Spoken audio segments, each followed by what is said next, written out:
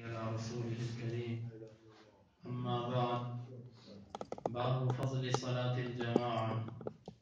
وكان الأسود إذا فاتته الجماعة ذهب إلى مسجد آخر، وجاء أنس إلى مسجد قد صلي فيه فأذن وأقام وصلى جماعة. حدثنا عبد الله بن يوسف قال أخبرنا مالك عن نافع عن عبد الله بن عمر أن رسول الله صلى الله عليه وسلم قال: صلاة الجماعة تفضل صلاة الفرد ب27 درجة.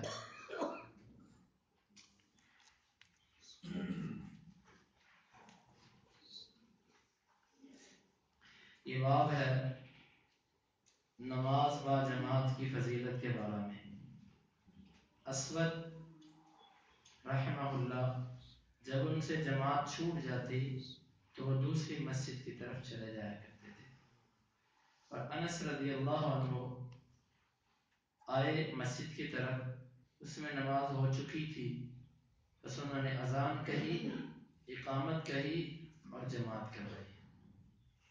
امام بخاری فرماتے ہیں کہ ہمیں بیان کیا عبداللہ بن یوسف نے، وہ کہتے ہیں کہ ہمیں بیان کیا مالک نے، وہ نافع سے، وہ عبداللہ بن عمر رضی اللہ عنہ سے، کہ بے شک رسول اللہ صلی اللہ علیہ وسلم نے فرمایا نماز با جماعت یہ افضل ہے اکیلے آدمی کی نماز سے 27 درجے۔ اس حدیث کے امام بخاری رحمۃ اللہ علیہ نماز با جماعت کی فضیلت ثابت کرنا چاہتے ہیں، باوجود اس کے کہ وہ پیچھے ثابت کر چکے ہیں کہ نماز با جماعت واجب ہے، یہ ثابت کر چکے ہیں، لیکن یہاں پر مزید اس کی فضیلت کو واضح کرنا چاہتے ہیں کہ یہ 27 درجے افضل ہے اکیلے آدمی کی نماز سے۔ اسود رحمہ اللہ کا اثر پیش کیا، یہ تابعی ہیں کہ جب کبھی ان کی جماعت رہ جاتی تو یہ یوں کرتے کہ کسی دوسری مسجد کی طرف چلے جاتے اور دوسری مسجد میں جا کر نماز پڑھا کرتے تھے۔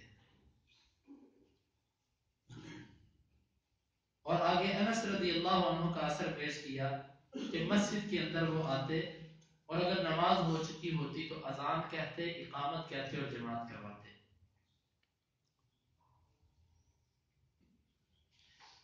اسود رحمہ اللہ کا جو عمل تھا کہ ایک مسجد میں جماعت ہو چکی ہے وہ دوسری مسجد میں چلے جاتے، یہ نماز با جماعت کی فضیلت کی طرف اشارہ ہے کہ وہ اکیلے بھی نماز پڑھ سکتے تھے، لیکن دور والی مسجد میں وہ اس لیے جاتے کہ مجھے وہاں پر با جماعت نماز مل جائے اور وہ فضیلت حاصل ہو جائے جو با جماعت نماز پڑھنے کی فضیلت ہے۔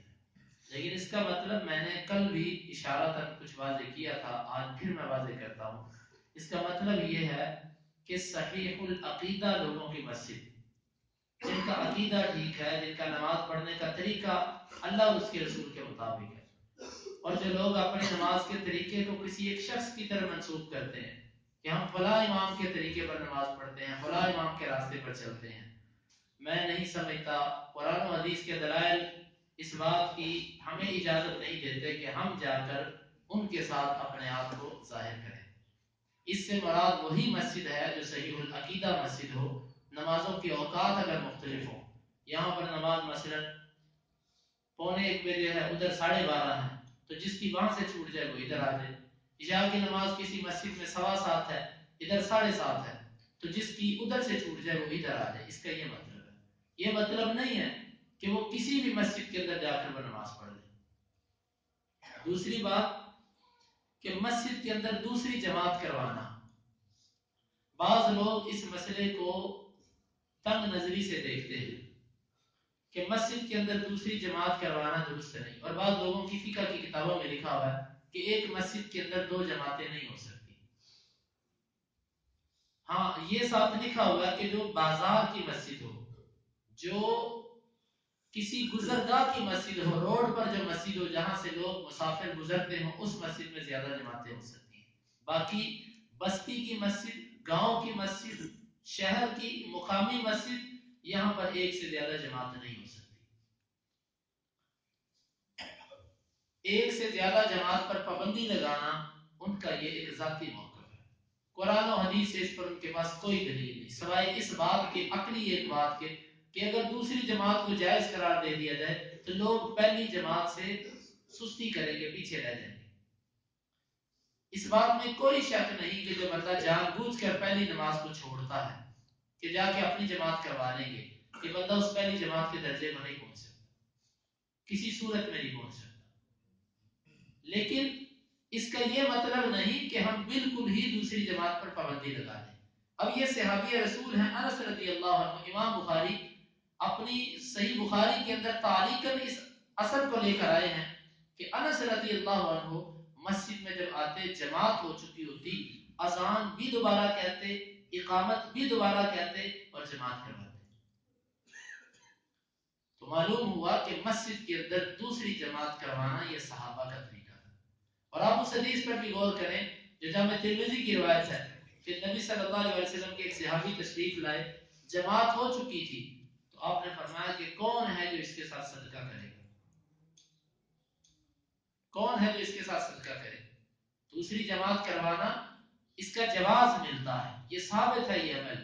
ہاں اس میں جو قابل مذمت چیز ہے وہ یہ ہے کہ ایک بندہ جان بوجھ کر ایک نماز کو چھوڑ دیتا ہے اور کہتا ہے کہ چلو اپنی جا کے جماعت کروا لیں گے. یہ چیز غلط ہے. سستی نہیں ہونی چاہیے, جان بوجھ کر نہیں چھوڑنا چاہیے. باقی کسی کام کی وجہ سے, کسی عذر کی وجہ سے رہ جائے تو آ کر اپنی دوسری جماعت کروا لینی چاہیے. اور یہ بات بھی معلوم ہوئی کہ ایک مسجد کے اندر ایک اذان کی, ایک نماز کی اگر دو اذانیں ہو جائیں تو اس سے کوئی فرق نہیں پڑتا. مثلا یہ جماعت بھی ہو چکی ہے, اذان بھی ہو چکی تھی, نماز بھی پڑھی جا چکی تھی, لیکن انس رضی اللہ عنہ پھر آ کر اذان کہتے اور اقامت کہتے, کیونکہ اذان کی ایک برکت یہ ہوتی ہے کہ وہاں سے شیطان بھاگ جاتا ہے. تو یہ برکت حاصل کرنے کے لیے, شیطان کو بھگانے کے لیے انسان اگر اذان دوبارہ کہہ دے تو اس سے کوئی حرج نہیں پڑتا.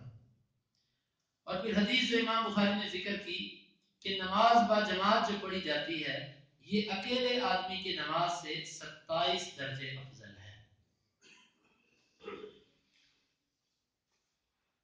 بعض روایات کے اندر آتا ہے 25 درجے, اور بعض روایات کے اندر اس سے بھی علاوہ کچھ عدد کا ذکر ہے.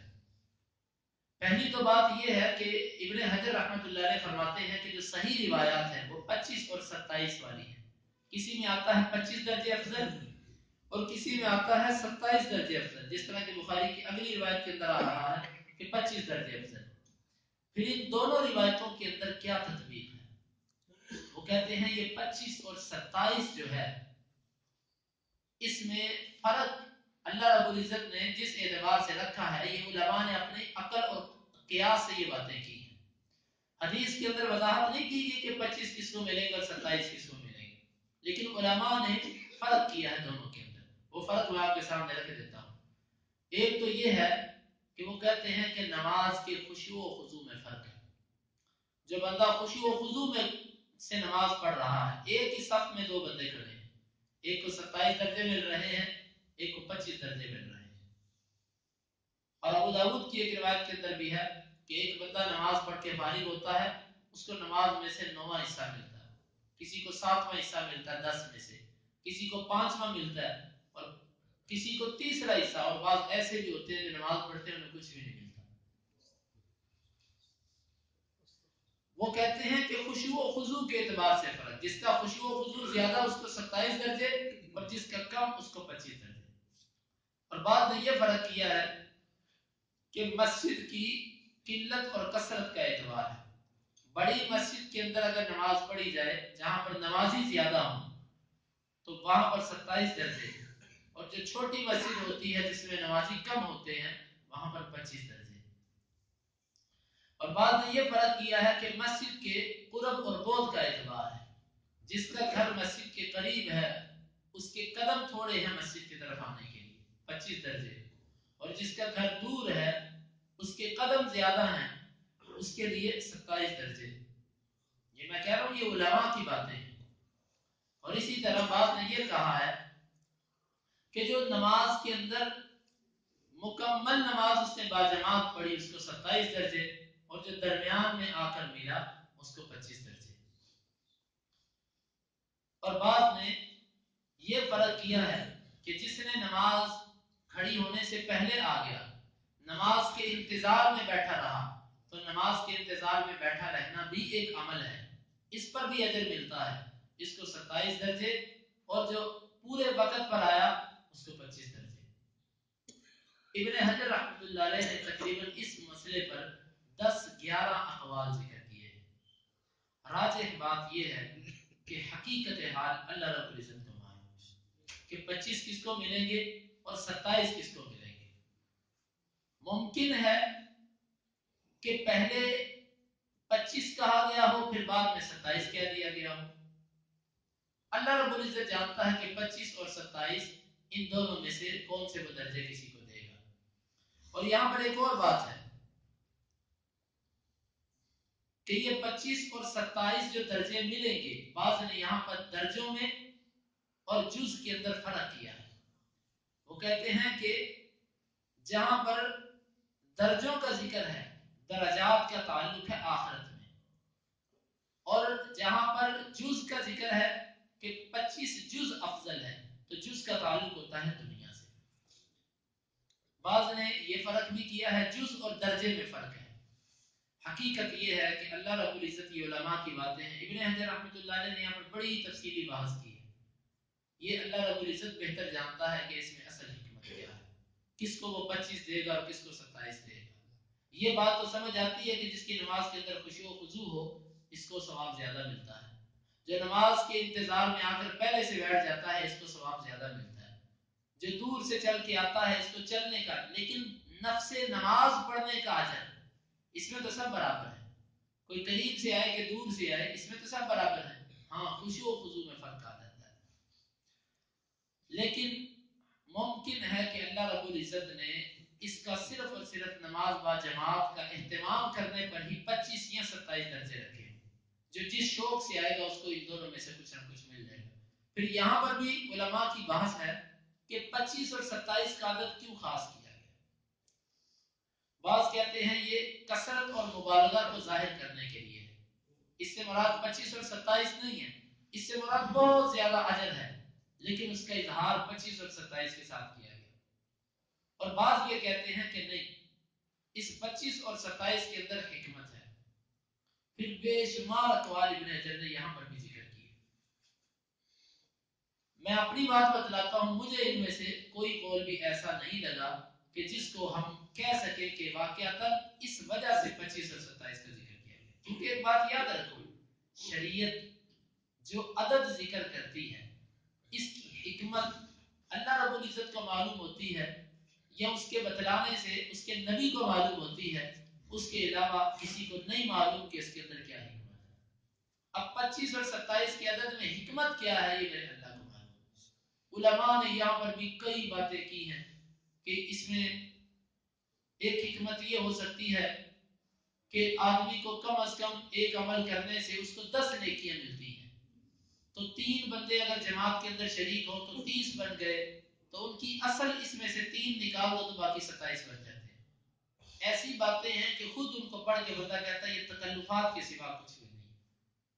تو اس لیے 25 اور 27 کے عدد کے اندر بھی جو حکمت ہے یہ بھی اللہ رب العزت کو ہی معلوم ہے کہ اصل حکمت اس میں کیا ہے۔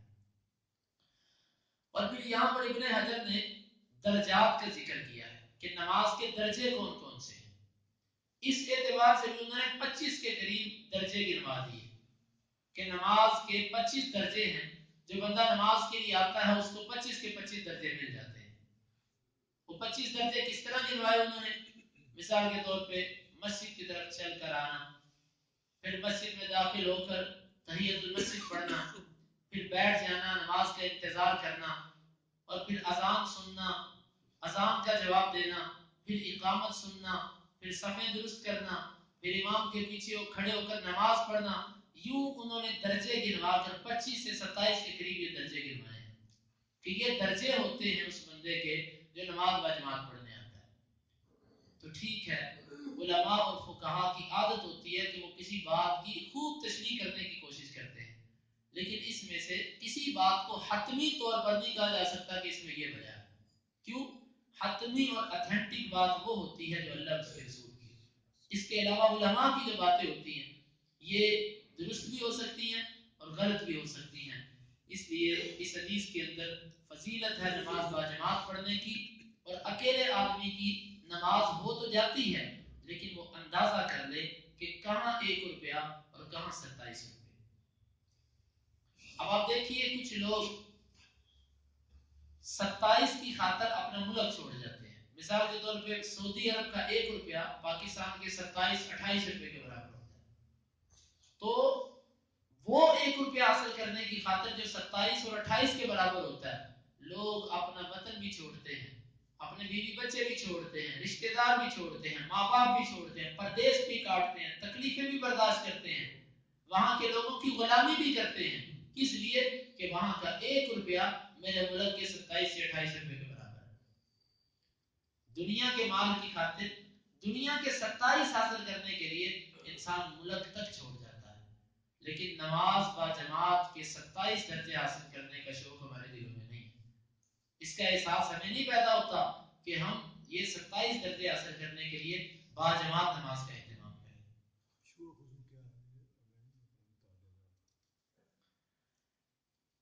27 درجے حاصل کرنے کے لیے کس قدر انسان کا شوق ہونا چاہیے، یہ دنیا کے مال سے انسان اپنے آپ کو قیاس کر لے کہ کہاں پر 1 روپیہ اور کہاں پر 27 روپے، تو میری رغبت کدھر ہوگی؟ میری رغبت یقیناً 27 کی طرف ہوگی. تو میرے بھائیوں کوشش کیا کرو جب نماز با جماعت گزر جائے تو انسان کو اس پر افسوس کرنا چاہیے. کامیاب دن وہ ہے کہ جس دن ساری کی ساری نمازیں با جماعت گزریں، اور خسارے والا دن وہ ہے کہ جس دن بعد نمازیں یا اکثر نمازیں یا ایک نماز جماعت سے چھوٹ جائے. یہ ہے خسارہ. رات کو جب تاجر گھر آ کر حساب کرتا ہے کہ آج یہ بچا اور آج یہ نقصان ہوا، کبھی اپنی نیکیوں کا بھی حساب کیا کرو کہ آج نیکیوں میں مجھے کیا نفع ملا اور کیا خسارہ ملا. نماز با جماعت پڑھنے کی کوشش کیجیے. نمازوں کے وقت میں اپنی دکانوں کو بند کر دو، بند کر دو. جتنا بھی گاہک آئے اس کو کہہ دو بھی نماز کے بعد چلا جاتا ہے گاہک چلا جائے، اس کے پیسوں میں برکت نہیں ہوگی جو آپ کو نماز کے وقت میں ملیں گے. ہاں اگر آپ اس چیز کا خیال کرتے ہو تو اللہ رب العزت آپ کے تھوڑے کے اندر بھی برکت ڈالے گا. سوال یہ ہے کہ خشوع اور خضوع کس کو کہتے ہیں؟ خاشع، خاضع، ان دونوں کا لفظی معنی ہوتا ہے جھک جانا. جھک جانا، مطیع فرما بردار ہو جانا. خشوع کا آسان لفظوں میں معنی یہ ہے کہ دل کے اندر ایسا خوف اور ایسی خشیت اور ایسی کیفیت کہ جس کا اظہار اس کے جسم کے تمام اعضاء سے ہوتا ہو. دل کے اندر وہ خوف، وہ ہیبت، وہ رعب کہ جس کا اظہار اس کے سارے جسم کے اعضاء پر ہو جائے، اس کو خشوع کہتے ہیں، اس کو خضوع کہتے ہیں. کہ جب دل کے اندر خوف ہو تو پھر اس کا اظہار آنکھوں سے بھی ہوتا ہے، اس کا اظہار چہرے سے بھی ہوتا ہے. چہرے سے پتہ چلتا ہے اس بندے کو خوف ہے. جس طرح کہ کسی بندے کے چہرے کا رنگ اڑا ہو تو ہم دیکھ کر ہی سمجھ جاتے ہیں یار تو پریشان ہے. کیا وجہ ہے؟ بس دل میں ایسا خوف رکھنا اور اس طریقے سے نماز پڑھنا کہ اس کا چہرہ دیکھ کر، اس کے اعضاء دیکھ کر، اس کی حالت دیکھ کر معلوم ہو جائے کہ اس بندے کے دل کے اندر خشوع ہے. ایسے طریقے سے نماز پڑھنا کہ انسان اس کے چہرے سے، اس کے ہاتھوں سے، اس کی حرکات و سکنات سے معلوم ہو جائے کہ اس کے دل میں اللہ کا خوف ہے. اسی لیے کسی نے کہا تھا، ایک تابعی کے بارے میں آتا ہے کہ انہوں نے ایک شخص کو نماز پڑھتے ہوئے دیکھا، وہ اپنے ہاتھوں کو ہی حرکت دے رہا تھا نماز کے اندر، کبھی ادھر کبھی ادھر. تو انہوں نے کہا لو خشع قلب هذا لخشعت جوارحه، اگر اس کے دل میں خشوع ہوتا تو اس کے اعضاء کے اندر بھی سکون ہوتا. جب اس کے جسم کے اعضاء میں خشوع نہیں ہے تو اس کے دل میں بھی خشوع نہیں ہے. تو خشوع کہتے ہیں دل کے اندر خوف کو لے کر آنا. دل کو بعض دفعہ بندہ تصنع، بناوٹ، ریاکاری کی وجہ سے بظاہر ہاتھ بڑے زبردست باندھتا ہے، رفع الیدین بڑے زبردست طریقے سے کرتا ہے، رکوع بڑے اچھے طریقے سے کر رہا ہوتا ہے، لیکن دل میں خشوع نہیں ہوتا. دکھلاوا، ریاکاری، تکلف، یہ چیزیں ہوتی ہیں. تو جب دل کے اندر خشوع ہو تو خود بخود اس کا اظہار اعضاء سے ہوتا ہے اور دیکھنے سے پتہ چل جاتا ہے کہ اس بندے کے دل میں خشوع ہے. اس کو کہتے ہیں خشوع و خضوع. اللہ رب العزت سے دعا ہے کہ اللہ تعالیٰ ہمیں یہ عطا فرمائے. اس حدیث کی جو مزید کچھ تشریح ہے وہ آئندہ درس کے اندر آئے گی. اللهم انفعنا بما علمتنا وعلمنا ما ينفعنا وزدنا علما. اللهم اقسم لنا من خشيتك ما تحول به بيننا وبين معصيتك ومن طاعتك ما تبلغنا به جنتك ومن اليقين ما تهون به علينا مصائب الدنيا. متعنا اللهم بأسماعنا وأبصارنا وقواتنا أبدا ما أحييتنا واجعله الوارث منا واجعل ثأرنا على من ظلمنا ولا تجعل مصيبتنا في ديننا ولا تجعل الدنيا أكبر همنا ولا مبلغ علمنا ولا تسلط علينا من لا يرحمنا. وآخر دعوانا أن الحمد لله رب